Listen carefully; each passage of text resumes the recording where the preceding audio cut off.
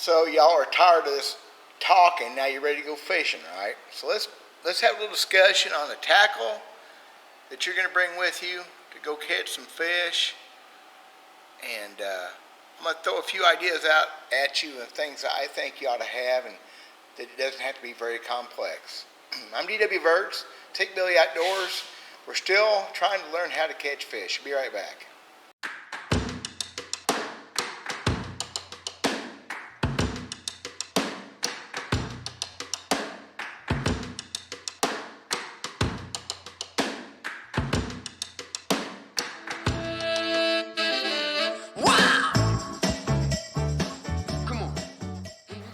So we're ready to go fishing, right? You hope? After all this talking and stuff, we're going to go fishing. What are we going to fish for? Well, first off, I think I need to go back over the fact of rod and reel. Does not have to be complex. It's the same Zebco 33 I've been doing with a 5.5 foot medium Shakespeare ugly stick. Real simple, not real expensive combination. The thing I want to be sure and talk to you about is a line again. You've got to have good line, y'all. Bad line, old line, gets kinky, gets nasty, and it will just make for a tough fishing trip. I'm sure there's videos on YouTube about all this. If you're using a spinning open face reel or a spin cast push button like this, you have to put the line on it the right direction. There's all kinds of information. I don't think I need to cover it. If I do, let me know. It's got to go on the reel the same way it comes off the spool. Not quite as important for a bait caster, although I still make sure it goes on the spool the same way it comes off this way. A lot less problems with the monofilaments and the modern fluorocarbon lines. So anyway, got a rod and reel, got a little grease, got a little oil on it, all ready to go. Good line. What are you gonna fish for? So I didn't really bring any bait fish stuff because it's pretty simple. One thing, I put down all this stuff at the big tackle shop sell and the Walmart and stuff, but you can get bait fishing kits. You can get lure kits too. I'm not as big a fan of those, but they'll work for you. But you can get boxes. They're full of hooks, sinkers, bobbers, whatever. Pretty reasonable price, and it'll cover a lot of things that you need to have, okay? Jim Dollins brought up in a video the other day that I did about setting a hook on fish. He uses the circle hooks, which is they've been out for a while. I've only used them once. But they're a whole different design of hook, especially for catfish. And he does inshore saltwater fishing. If you're going to be using cut bait, pieces of shad heads, brim pieces, even live bait, a circle hook is way to go. And most tackle shops should have them. The Walmart has them. We may do a video on that sometime. I've used them once, and they kind of hook the fish themselves. Okay? Thank you, Jim, for waiting on that. As far as lures go, I had some questions about that lure I was fishing the other day in the video. Here's a little better view of it. It is a safety pin spinnerbait. One of the oldest style spinnerbaits there are. Safety pin because it has a lever you can unhook and put different jig heads and different things on it. These things are at the Walmart. They're at most tackle shops. I used to get them years ago at Jan's Netcraft. So on the internet, you might look up Jan's, there's Barlow, there's several good companies, Tackle Warehouse. Some of them ought to have these things. They're not expensive. Hildebrandt makes a little more expensive one. They're just crane swivels. They're not ball bearings. So I don't know if spending extra money on one's going to make much of a difference. I usually keep them in several sizes. They're all bundled up here. This is actually a smaller one. That's like a size 0 or double 0 blade, and maybe up to size 1 blade. Very big, you might as well be throwing a regular spinnerbait. That is a bait I've thrown in several videos, and it's a fish catching some a buck. You put different jigs and things on it, and it catches any kind of fish anywhere you want to go.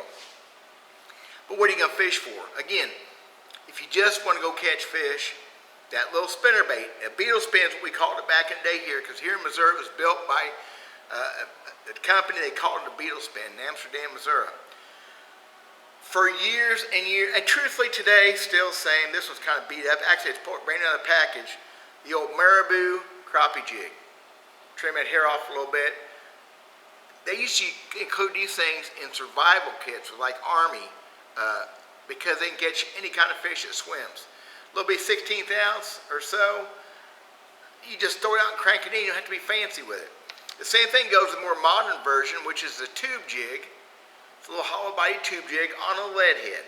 The cool thing is about this, you can buy those lead heads and buy some tubes and different colors, and you can mix and match and play around all you want. I'll show you what that looks like right now.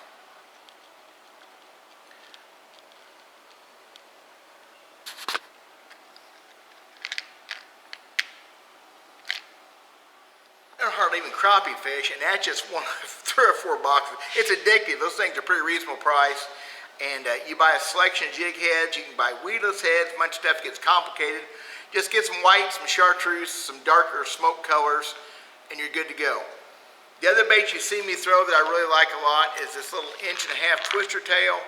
I'm a big fan of that thing right there. The Kalin is a little more expensive version, but it's a dandy bait. This is a generic one. I always have those in several colors. I'm not a huge color person, but it's nice to be able to mix them up a little bit. Just always hard to beat to have some chartreuse on hand, some whites, some natural stuff. It's hard to beat. Again, you put those on a jig head and you're ready to go.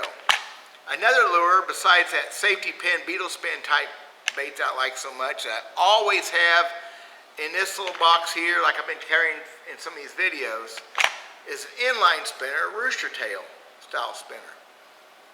Tremendous fish catchers. This used to be our white bass go-to back in the day. Catch everything that swims again. They do have a tendency to twist the line. I talked about that in a couple videos. You need to understand limitations of that. Or use a swivel in front of a ball bearing swivel.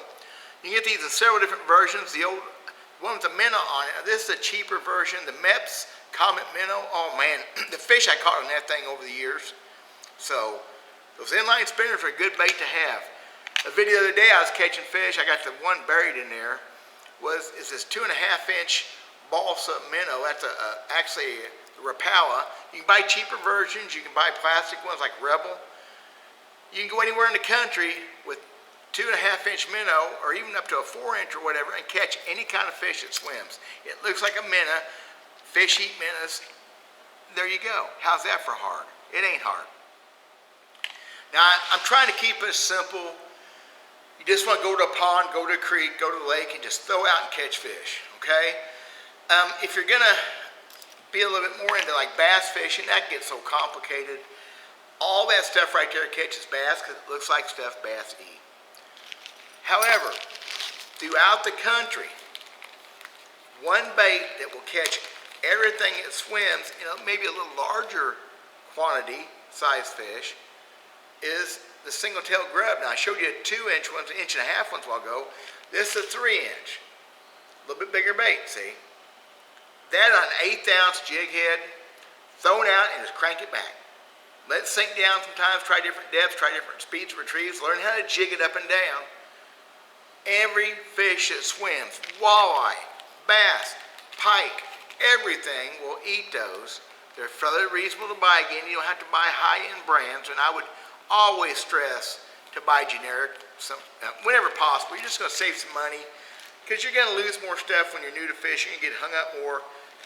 I buy them by the bagfuls, and especially in the wintertime, I like these things. But a 3 inch grub or a 4 inch grub on an 1/8 ounce head up to a 1/4 ounce, you just throw it out, let it sink down, crank it back. Hard to beat. If you're wanting to catch bass, probably the most basic thing you can throw besides that will be just a spinner bait. Get yourself a 1/4 ounce, maybe 3/8 ounce. Don't get no big ones. Don't get no monster blades. Most tackle shops will have even generic versions of these. This one's ball bearing swivel. One I make myself. The ball bearing swivel, see how nice that spins. This one's been beat up, tore up. I poured that head probably in the 90s or maybe late 80s. Put different skirts on it. Not complicated. Get a few colors in that. And that's how simple it is. You don't need to have plastic worms and grubs and creature baits. You don't have to have bass jigs. A few top water lures might be pretty cool. That little box right there, I just reached in and pulled that out. A little 1/4 ounce jitterbug. It's a go-to. It sits on top of the water and it walks along, looks like a little frog or a cicada, a little locust, something like that. Simple, simple, simple. The biggest thing is don't be buying no big old heavy lures. Don't buy too light lures, the 1/16 ounce, 1/8 ounce. With this kind of rod and reel, you can throw them just fine, especially with practice. The biggest thing is you have to be fishing where the fish are. And you have to understand the fish may be shallower or deeper in any given situation. So you may throw a lure out, let it sink. Let it sink to the bottom sometimes. Then crank it back in. Experiment. But keep it simple. And if you keep it simple, at least starting out, you'll have more fun. You'll catch more fish. And get some of those things right there. And anywhere in the country, I guarantee they'll catch walleye. I've just never thrown them where a walleye was. White bass, crappie, big crappie, bass, brim. You see me on several videos catching fish on it. When I went to do a video to show people something they'd never seen or something I try to get a point across, that's the bait I tied on first. Go figure. Sometimes they seem like the inline spinner, the rooster tail style, a little bit better. Sometimes I don't really know why. Don't care. Overanalyzing this and just wear you out and it won't catch any more fish, okay? So there you go. That's the bait right there. Buy a few of those, you're good to go. Keep asking questions, folks. I'm glad y'all like this. We're running out of some ideas, maybe, without getting too deep into it, because I don't think we need to get complex. We're going to be doing a video pretty soon you're going to like, I think. I'm going to be fishing a pond. I fished once with my kids, oh golly, long time ago.